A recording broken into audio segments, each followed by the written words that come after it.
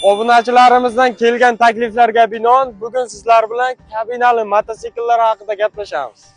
Ushbu mototsikl 210 kubalik motor bilan jihozlangan bo'lib, 20 litr yonilg'i bakiga ega. Bort qismi 2 metr 20 sm ga 1 metr 30 sm, 2 tonnagacha yuk ko'tarish qobiliyatiga ega.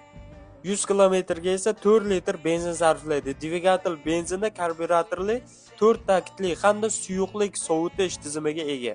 Dvigatel 14 ot kuchiga ega bo'lib, ponijinlisi ham bor. Qiyaliklarga chiqishga juda asqotadi. Yoritgichlar LED faralardan foydalanilganligi sababli qorong'uda ham qiynalmasdan boshqarasiz. Undan tashqari mototsiklda musiqa tinglash uchun ham sharoitlar qilib qo'yilgan. Mototsiklning og'irligi 413 kilogrammni tashkil qiladi. Narxiga keladigan bo'lsak, zavod narxida 32 million so'mga baholangan. Siz ushbu mototsikllarni mahalladan, sudadan va naqd pulga xarid qilishingiz mumkin. Agar siz ham ushbu loyiha mototsiklini xarid qilmoqchi bo'lsangiz, pastdagi raqamlarga aloqaga chiqing.